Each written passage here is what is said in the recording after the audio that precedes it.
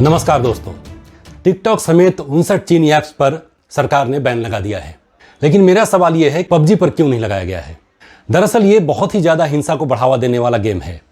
आप जब पबजी को लेकर खबरों को खंगालेंगे इंटरनेट साइट्स पर, तो आप पाएंगे कि पबजी से रिलेटेड बहुत सारी मौतें हुई हैं, जिसमें कई बच्चों ने अपने ही परिवार सदस्यों की हत्या कर दी, कई जगह इन लोगों ने खुदकुशी कर ली। जब टिकटॉक पर बैन लगाया गया तो ये कहा गया कि ये जो ऐप्स हैं ये डेटा चोरी करते हैं और इससे हमारी संप्रभुता को, हमारे जो नागरिक हैं उनके बारे में जो निजी सूचनाएं हैं उसको ये एकत्र करती हैं ये कंपनियां, और चीनी सरकार को और दूसरी कंपनियों को ये बेचती हैं।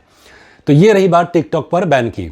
वैसे एक बात मैं आपको बता दूं, टिकटॉक पर बैन की मांग पहले भी उठ चुकी थी और मद्रास हाई कोर्ट ने पिछले साल यानी 2019 के अप्रैल में इसके ऊपर बैन भी लगाया था।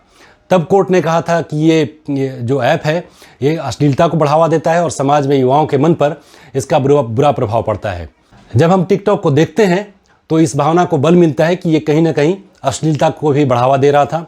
इसके जो क्रिएटर्स होते हैं, जो कंपनी की तरफ से रखे जाते हैं, काम करते हैं, वो जानबूझकर ऐसे वीडियोस बनाते हैं जिसको देखकर लोगों को लगता है कि ऐसे वीडियोस अगर हम बनाएंगे तो इसमें लाइक्स और शेयर ज़्यादा मिलते हैं। लेकिन फिलहाल बात पबजी की। पबजी युवाओं में बहुत ही लोकप्रिय गेम है, बच्चों में भी बहुत लोकप्रिय है और भारत में जो पबजी के एक्टिव यूजर्स हैं वो प्रतिदिन 10 से 15 मिलियन हैं, यानी 1 से 1.5 करोड़ लोग रोज़ पबजी खेलते हैं। और महीने में जो एक्टिव यूजर्स हैं उसका एवरेज 30 से 40 मिलियन यानी 3 से 4 करोड़ है। यह बहुत ही बड़ी संख्या है और इसमें ज़्यादा तादाद युवाओं की है। आपको बता दूं कि एक पबजी मोबाइल कैंपस टूर्नामेंट हुआ था। इसमें इनाम की राशि 50 लाख रुपए रखी गई थी। तो ये गेम जो है बहुत ही एनग्रॉसिंग है, लोगों को अपने आप में उलझा कर रखता है और साथ ही साथ अब ये ऐसे टूर्नामेंट्स के जरिए जो बड़े बड़े इनाम का ऐलान किया जाता है उससे भी युवा इसमें आकर्षित होते हैं। आप जरा ये समझ लीजिए कि इस गेम को खेला कैसे जाता है। इस गेम को एक बार में 100 खिलाड़ी खेलते हैं और एक गेम में, और ये आधे घंटे का गेम होता है। इसमें 100 खिलाड़ियों को जो एक दूसरे से अनजान होते हैं और इंटरनेट से जुड़े होते हैं एक आइलैंड पर पहुंचा दिया जाता है और वही विजेता होता है जो अंतिम तक सर्वाइव करता है, बचता है। और बचने की शर्त यही है कि बाकी के जो 99 खिलाड़ी होंगे आपको उनको मार देना है। तो पूरे आधे घंटे तक जो खेलने वाला होता है उसके दिमाग में बस यही बातें घूमती रहती हैं कि कैसे बाकी के खिलाड़ियों को मारना है, तभी आप सर्वाइव कर पाएंगे, तभी आप बच पाएंगे। तो जब दिमाग में यही बातें घूमती रहती हैं तो दिमाग हिंसक प्रवृत्ति को जन्म देता है। अगर एक खिलाड़ी एक दिन में 5 से 6 गेम भी खेलता है, 5 से 6 घंटे तक वो सीधे तौर पर इस गेम और गेम के बारे में ही सोचता रहता है।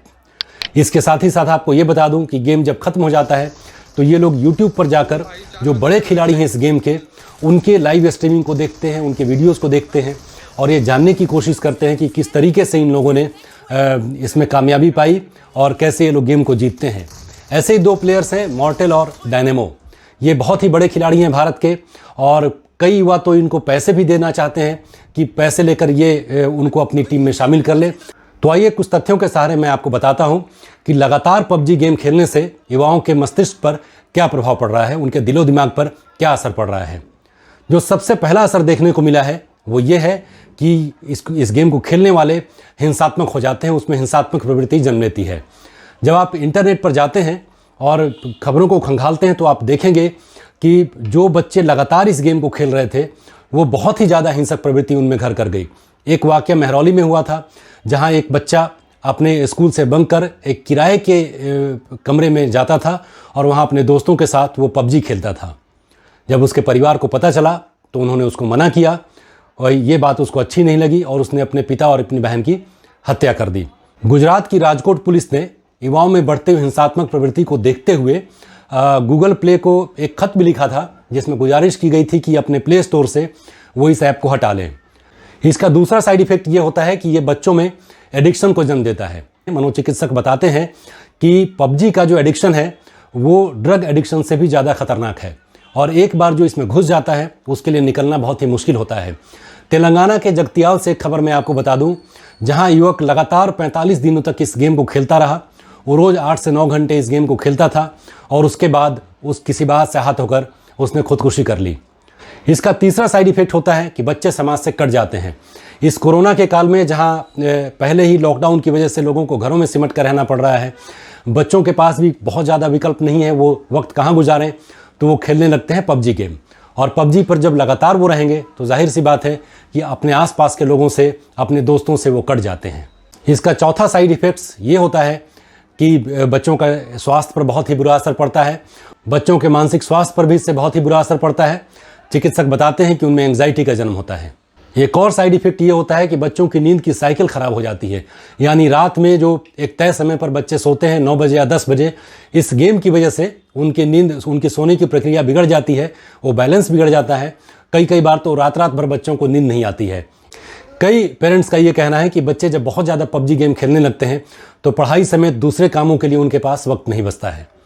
तो ये 7 कारण मैंने आपको बताए जिसकी वजह से मुझको लगता है कि पबजी पर बैन लगा देना चाहिए। अब जब आपको एक बात मैं बता दूं कि जब टेंसेंट कंपनी ने चीन में इसके मोबाइल वर्जन को लॉन्च करना चाहा तो चीन की सरकार ने उसको ऐसा करने से मना कर दिया और उसकी जगह ये बताया गया कि आप राष्ट्रवाद से प्रभावित कोई ऐसा गेम सामने लाएं जिसमें खुद को बचाने की ज़रूरत नहीं हो बल्कि देश को बचाने की ज़रूरत हो। कोई ऐसा खेल आपको डेवलप करना चाहिए और लॉन्च करना चाहिए।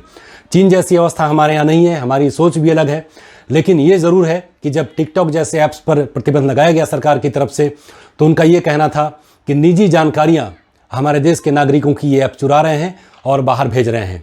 मेरा ये कहना है कि पबजी जैसे गेम तो बच्चों की और युवाओं की ज़िंदगियाँ ले रहे हैं, तो फिर ऐसे गेम को जारी रहने देने का क्या फ़ायदा है। मुझे लगता है कि आप भी इस बात से सहमत होंगे। अगर आप सहमत हैं तो इस पर ज़रूर विचार कीजिए और इस बात को आगे बढ़ाइए। ये वीडियो कैसा लगा आपको, इसके बारे में प्रतिक्रिया ज़रूर दें, कमेंट बॉक्स में जाकर उस पर अपनी राय दें और आपके इन्हीं सुझावों और प्रतिक्रियाओं के आधार पर मैं और भी वीडियो आपके सामने लाता रहूँगा। मैं हमेशा आपसे कहता हूं कि मेरे जो वीडियोस होते हैं बिल्कुल तथ्यात्मक होते हैं, आंकड़े सही होते हैं और कहीं भी उसमें कपोल कल्पना या गप्पबाजी नहीं होती है। तो आप मेरे वीडियोस को देखते रहें, इसको लाइक करें और मेरे चैनल को सब्सक्राइब करें। इस वीडियो को देखने के लिए आपका बहुत बहुत धन्यवाद। नमस्कार।